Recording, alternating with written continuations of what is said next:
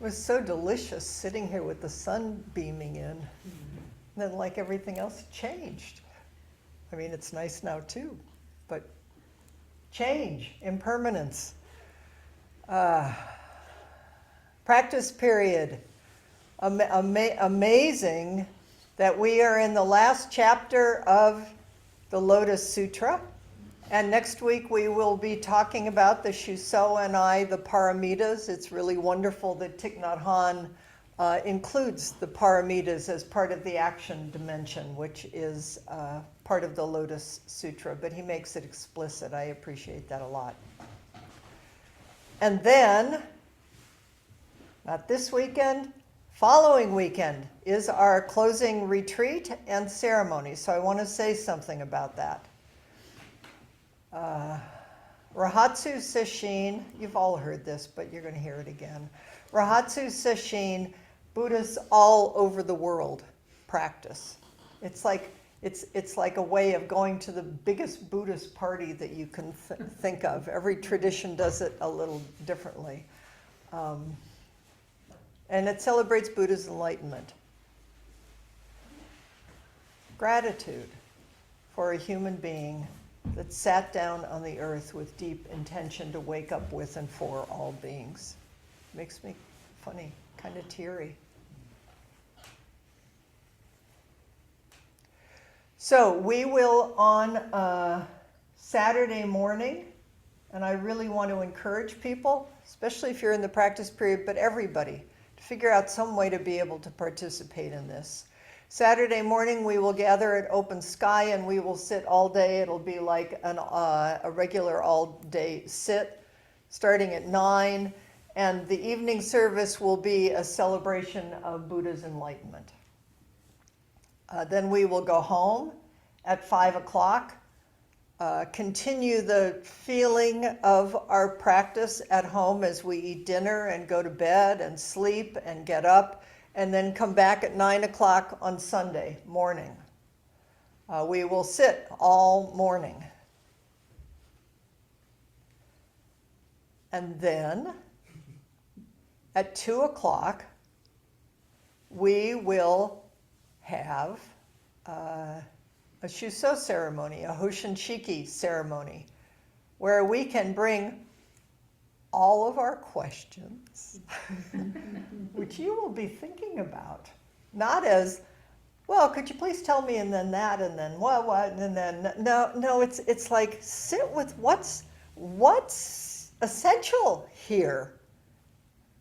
Not about the Lotus Sutra, but the Lotus Sutra is life, in case you hadn't noticed. Maybe I'll. Anyway, you're going to bring, if you're in the practice period, some kind of a deep intended question that has you really want an answer, because the Shuso turns into Bodhisattva Buddha, who she already is, and will respond. And then we'll have a little ceremony to close the practice period, and then we will, which all of this will take maybe an hour or so, maybe a little bit more, and then we will have a reception celebration afterwards, and then we'll all go home at 4:30 enlightened. We are also, please, it'll be in the newspaper, but we need people to volunteer to bring celebratory snacks, treats for the reception afterwards. And who should they tell? Well, Leslie and I, Leslie actually has it handled. I'm her backup. Oh, okay. So you can let Leslie know what you're bringing, but please send her an email, and we'll put that in the email so that we can have a crew to set up. We have lots of yummies, and we have a crew to clean up. Okay. So please come. Please make it part of your life.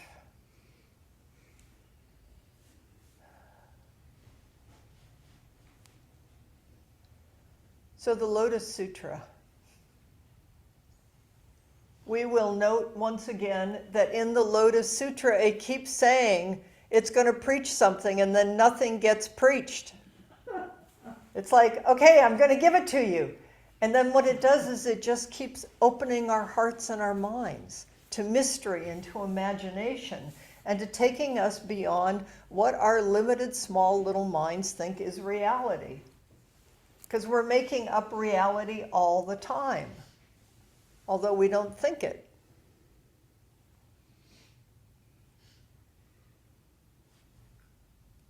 And the more that we know that, the more we can be available to really open and receive life as it is. And we can open and receive and understand that my point of view may not be exactly the same as somebody else's point of view. And then how do I find some ground in it so that we can meet and be in communication with other human beings and with the trees and the sky and all beings? How do we over and over take our seat along with all beings? So all the Lotus Sutra is doing is opening our hearts, or trying to open to our hearts to life as it is, to keep going beyond our little self-centered points of view. But please study your little self-centered point of view. It's really important to know it, because the deeper you go, the more access you're going to have to how we all, every human being creates reality. And then we can watch how we open and how we close. Okay. So, I'll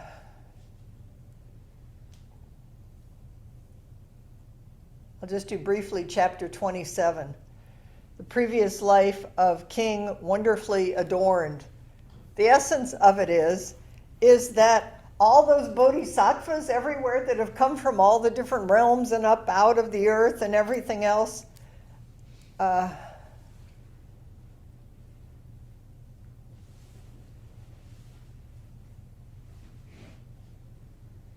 King Wonderfully Adorned was previously one of those bodhisattvas.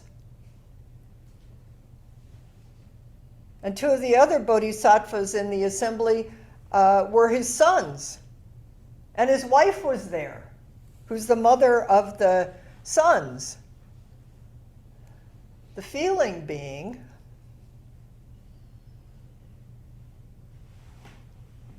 you might imagine that you and everyone you know and your family and your kins and your friends have also been one of those bodhisattvas. And then you just show up as Patricia. But we're all a huge part of this assembly of bodhisattvas simultaneously. So what Thich Nhat Hanh says about that is to understand how much our practice is affecting and touching everyone. That the more that you know that you are a bodhisattva and that you are so much bigger than just this, then more and more you know that your actions of body, speech, and mind, the paramitas, how we be in the world, is affecting everybody across time and space.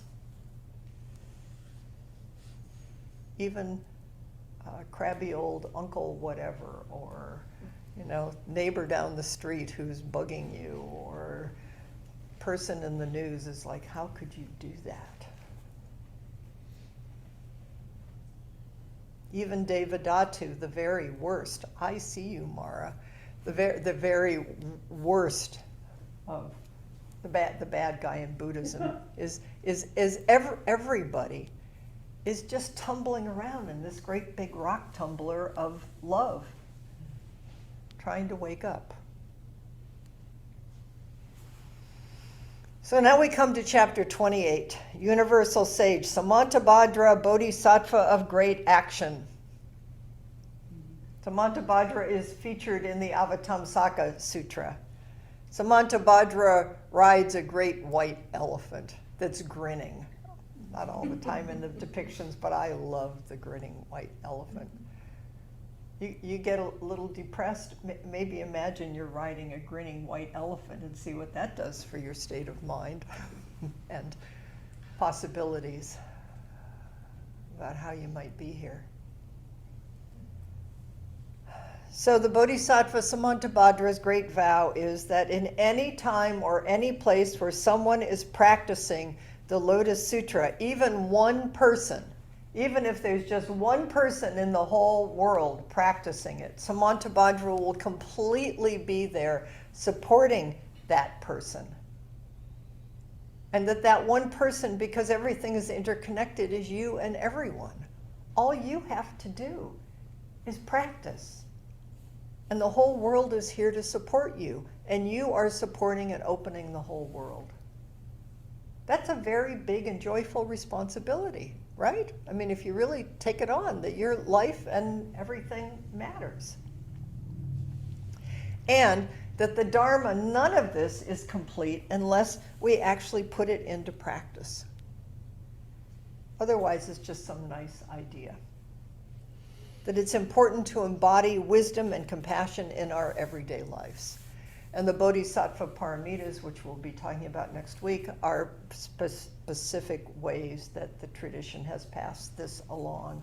Not because Buddhism is better than Christianity or Islam or anything else. It's the same thing. You know, it's all just generosity and patience and enthusiastic effort, and it's nothing special. You already know this. It's just living it. Okay, so now I'm going to read you, because I don't want to miss any of the details. But I don't want to... This is a shortened version of the Lotus Sutra. Universal sage Bodhisattva Samantabhadra comes from the east, accompanied by numerous other bodhisattvas. You notice everybody travels around in packs. And surrounded by a great assembly of uncountable numbers of various gods, dragons, satyrs, centaurs, asuras, griffins, chimeras, pythons, people, non-human beings, and others, all displaying dignity, virtue, and divine powers. Samantabhadra's got quite a club going here. As usual, in such stories, in all the lands through which he passes, the land shakes, lotus flowers rain down from the heavens, and marvelous music can be heard in the sky. Arriving at Holy Eagle Peak, the Bodhisattva pays respects to the Buddha by prostrating himself before him and circling around him. You'll see some of this we're going to act in the Buddha's enlightenment ceremony. There might be petals that fall from the sky. I don't know if the earth will shake. Maybe we won't ask for that one. Except for the ground of shaking of who do you think you are and what do you think's really going on here. And circling, circumambulation. And then he explains to the Buddha that in a distant world he had heard Shakyamuni Buddha preaching the Dharma Flower Sutra and had come to hear and receive it directly. And now he says he wants to learn how people would be able to obtain this sutra after the Buddha's death. Who's going to carry this on? It's a theme throughout the Lotus Sutra. And then the Buddha says that one would need to meet 4 conditions. I'm going to do 10 in a minute, because that's traditionally the 10 vows of Samantabhadra. So you're just going to have to wait a minute to find out, okay? I know you're all excited. Okay, so then, if you meet the 4 conditions, universal sage then promises the Buddha that he will protect anyone who practices in this way. In the last 500 years of the evil age, could we be in the evil age? Yeah. Well then, better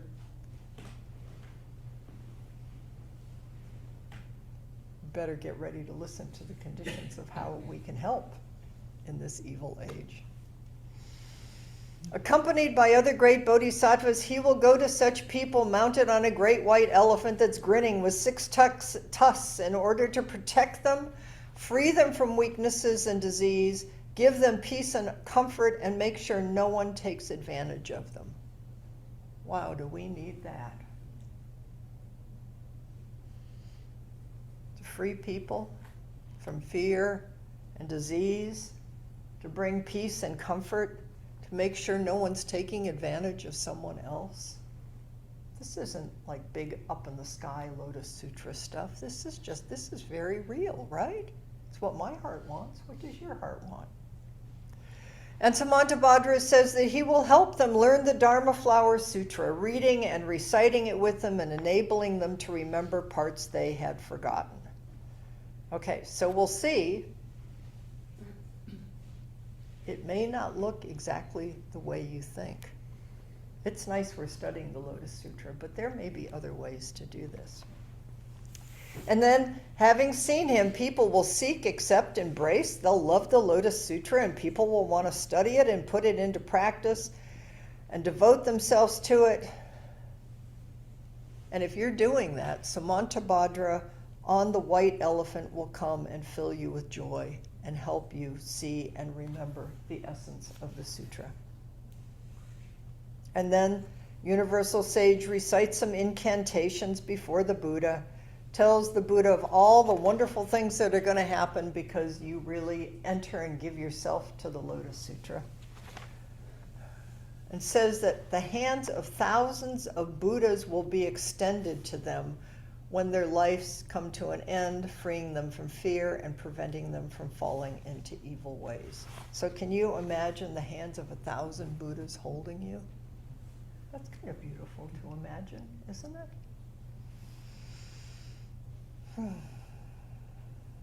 And then Universal Sage again promises that after the death of the Buddha, he'll carry on the sutra. And the Buddha says, thank you very much for protecting this beautiful teaching, and vows to protect all those who love the sutra.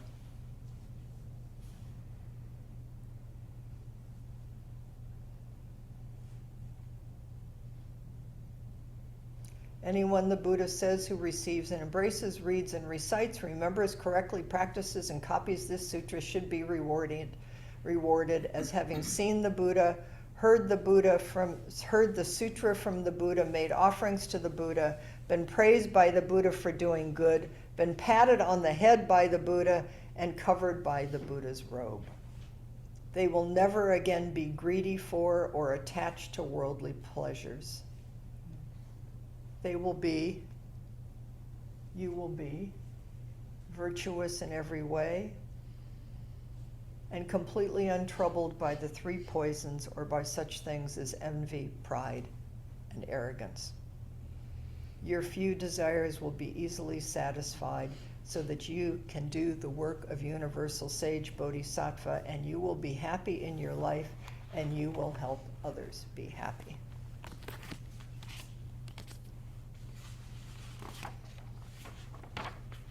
I would like to point out, I have such a strong memory of Steve Stuckey, who was the abbot of San Francisco Zen Center and a friend.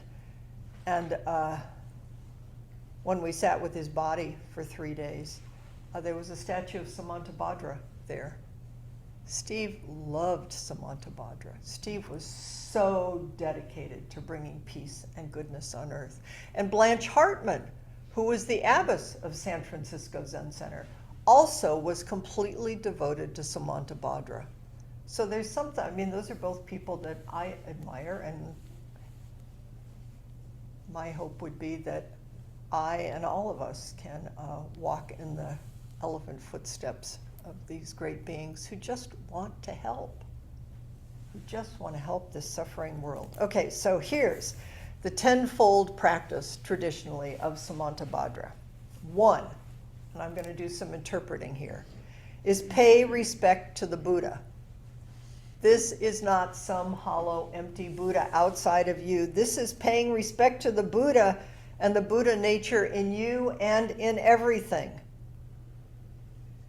That we each have the capacity to love and to accept and feel joy and to bring joy to others, which is really trusting in life as it is, and a really deep faith about wanting to look and see and live deeply. That's respecting the Buddha. So when we bow to the Buddha, that's what we're bowing. That's what we're bowing to. And we're bowing to this deep hope and affirmation. that this is the truth of it and that we want to bring it and live it so that the Lotus Sutra is here on earth. 2, praising the Tathagatas and Buddhas, their understanding and their wisdom. Not because they need it or because there's somebody special out there, but it's praising the qualities of Buddha, Dharma, and Sangha in each one of us. I'm a Buddha. You're a Buddha. The whole world is Dharma.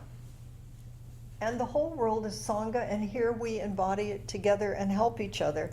And Thich Nhat Hanh particularly says, and I want to bring this forward, about chanting, that's what we're doing when we're chanting, is we're really praising life in the deepest, most beautiful, wondrous way.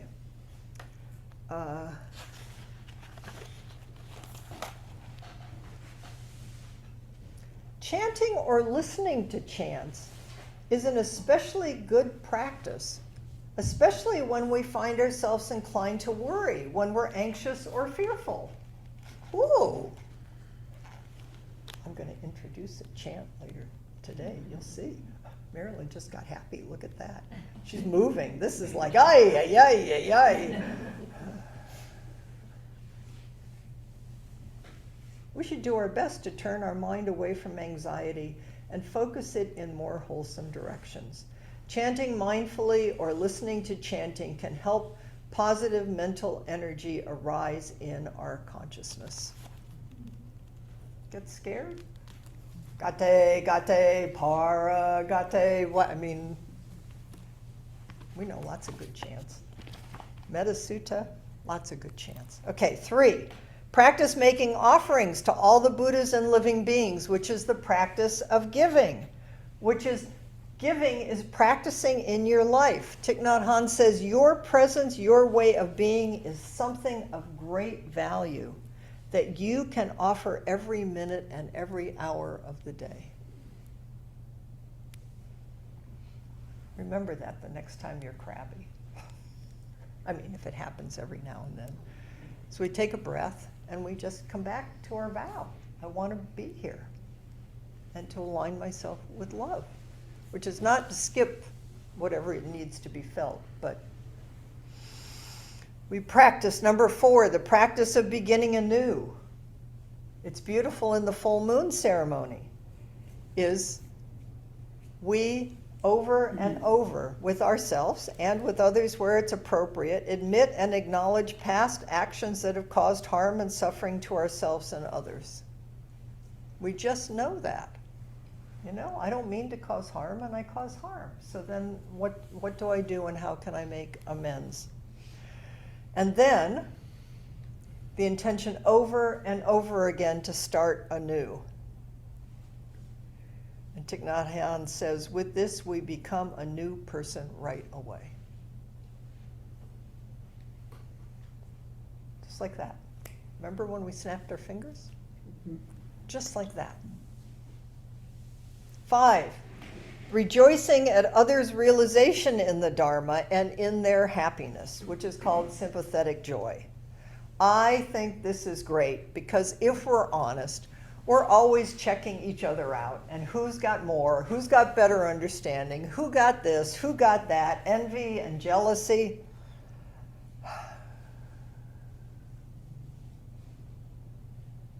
But when we really sit in the deep seat of the Lotus Sutra and realize that we are all and everything is completely interdependent and flashing in and out of time and space, it's like, how could I be jealous of Debbie? I'm so happy for her that she's waking up as a Buddha.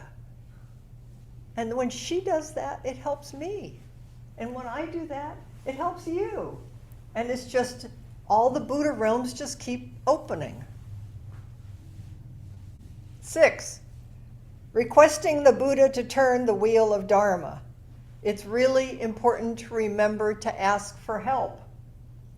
And in skillful ways to help each other remember that each life matters. And that the deepest aspiration in whatever way you express it is to become awakened and to awaken your own heart. because your heart is the one heart and everybody else's heart, to live our vows. So we encourage ourselves and everybody else. 7, asking the Buddhas to stay with us in the historical dimension because we need them.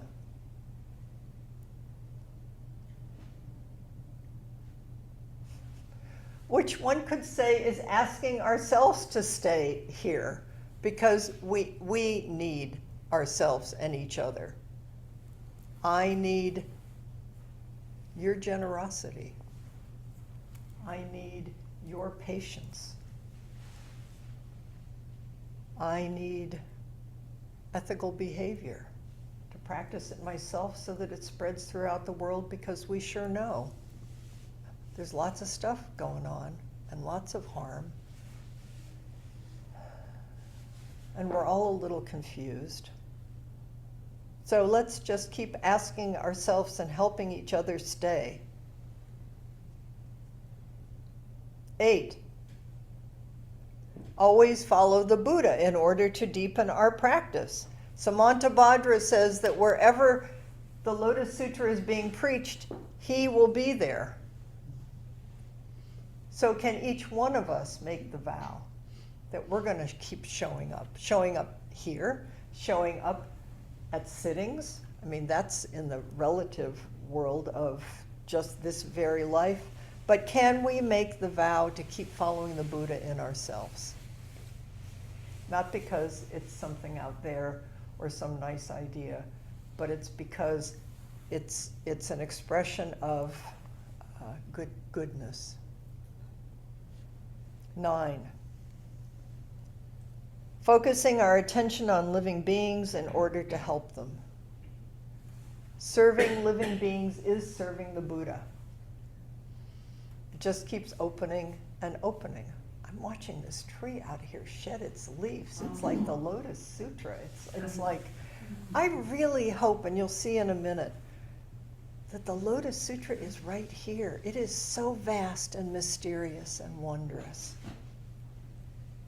And how do we each embody that moment after moment? Sutra says, if people are hungry, feed them. If they need medicine, bring medicine. If they need help reconciling divisions, let's help there. And of course, notice it in yourself and extend it out in ways big and small. This doesn't have to be some huge act. Just take care of what's in front of you. Be nice to the person next to you. And 10, always transferring all the merits of practice for the realization of all. So you start feeling happy and good. That's really one. I am so happy for you. Please be happy and full and abundant, and then just keep saying, how can I pass it on to you, and to you, and to you, and to you, and to everything? Because I know that I can't be truly happy unless you're truly happy. So it's kind of it's just a wonderful teaching about how to live your life. And the ground to remember to come back to over and over again. Because the Lotus Sutra is happening right now, and it's in us, and it's going on all the time. And we are all awakening to the one as the many, and the many as the one. We're all, each moment, opening the door of action through our infinite manifestation bodies and our skillful means. And now, I have never done this before. And I thought, why have I never done this before? There is a whole school of Buddhism that came out of the Tendai school. The Tendai school is, Dogen was, as a young person, practiced in the Tendai school in Japan, and then went on to become Dogen and to bring forward the form of Soto Zen as we know it. But early, I'm going to get this right, because the Tendai monks Sacho and Gishin are said to have originated chanting the name of the Lotus Sutra as a practice, Nichiren practice and Soka Kagai. You heard of Nichiren? Yeah. Well, I've heard of it too, but it's like there's a lot of practitioners of it around Sonoma County. Great. Well, let's get back to that in a minute. So, in Soka Kagai, in Nichiren, what you do is you chant. It's a chanting practice. It's not a sitting practice. It's a chanting practice, and you chant Namu Myoho Renge Kyo, which means devotion to the mystic law of the Lotus Sutra, or glory to the Dharma of the Lotus Sutra. It's like you just sing praises. So if you're tired of sitting, you could just go someplace and chant all the time, or you could do both or all of the above. Nichiren established this in 1253, this sect of Buddhism. And the belief is that the practice of prolonged chanting, it's a practice of prolonged chanting with the claim that the purpose is to reduce suffering by eradicating negative karma, by making yourself happy through the chanting, and to wake up and to be the Buddha that you already are. Not so different than what we do in sitting. So there are Herbie Hancock, practitioner of Nichiren, Tina Turner, and in fact, because one of the concerns is that Buddhism, as we have practiced it as white practitioners in this country, hasn't been so inclusive or welcoming or maybe even attractive to people of color. It's really interesting that the statistic is that over 20% of the leadership of the Soka Kagai Institute in the USA is African American.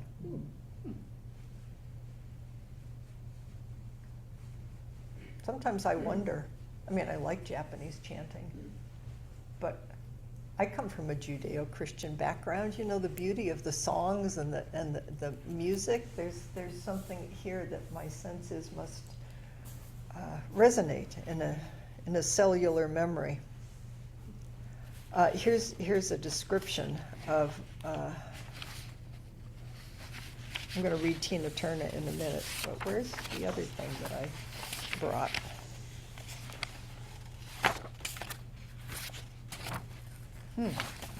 Guess I didn't bring it. So there's an interview of Tina Turner that I found in Lion's Roar.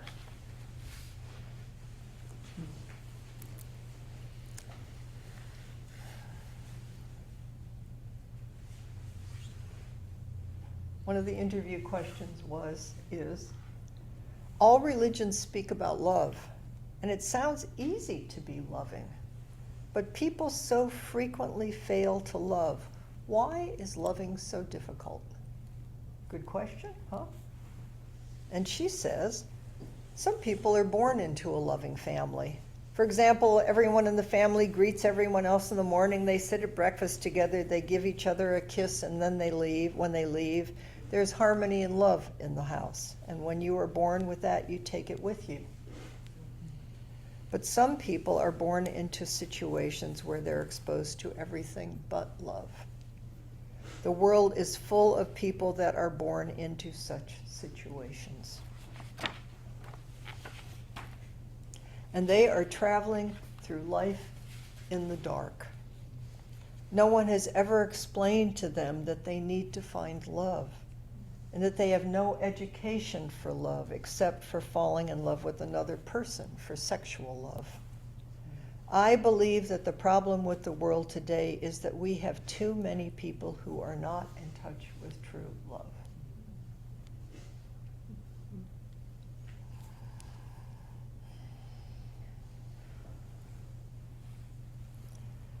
What helped you to become loving? She says many things, but the essence is that she said she began practicing chanting, Namu Myo Renge Kyo. That she grew up singing, and that the chant is a song. In the Soka Kagai tradition, we are taught how to sing it. It is a sound and a rhythm, and it touches a place inside you. So this is the sound, really, of the Lotus Sutra. We've been kind of talking about it and images and feeling it in our bodies, but there's a sound to the Lotus Sutra that's here. Singing a song can make you cry, she says. Singing a song can make you happy. That's spirit. Spirit is inside of you. That's Buddha nature. It's inside of you and it's everything. She says, if you look up spiritual in a dictionary, you will find that it is your nature. It is the person you are.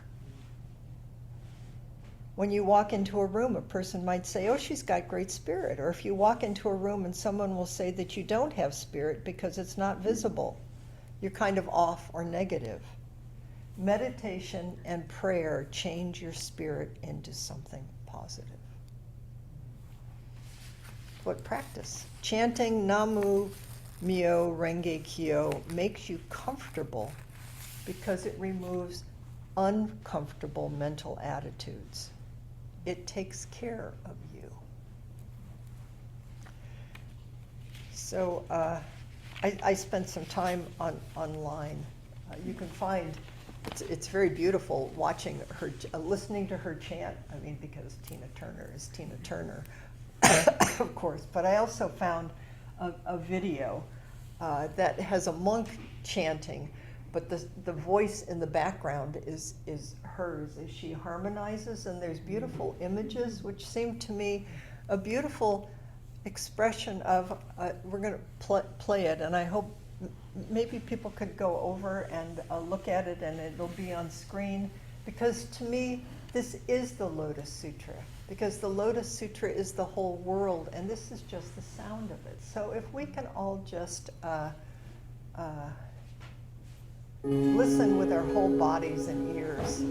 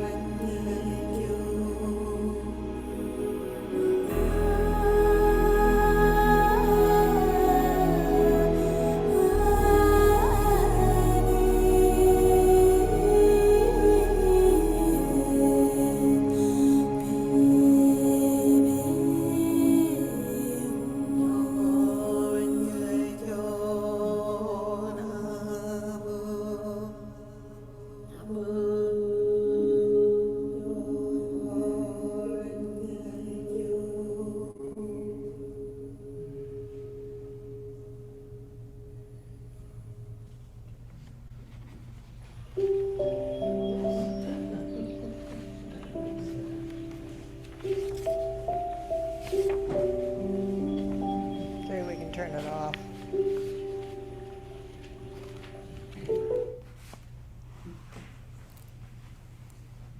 But you can't turn it off.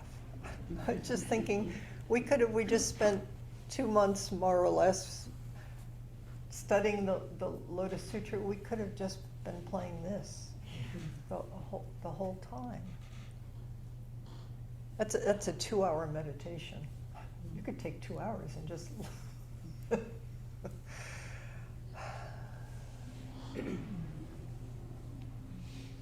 So the Lotus Sutra is never preached as something because it is not something. It is everything. And it's helping us all wake up to how can we live it and be it.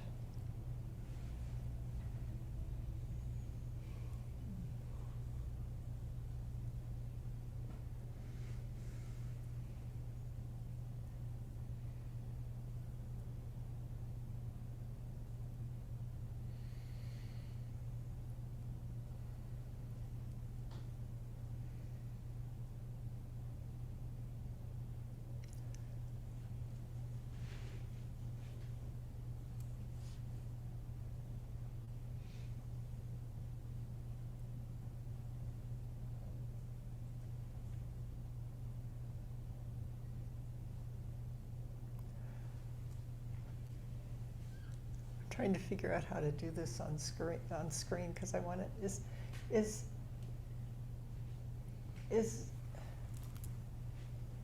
if you're on screen, I want you to do it with yourself. I want you to put your hands on your heart. And if you're here,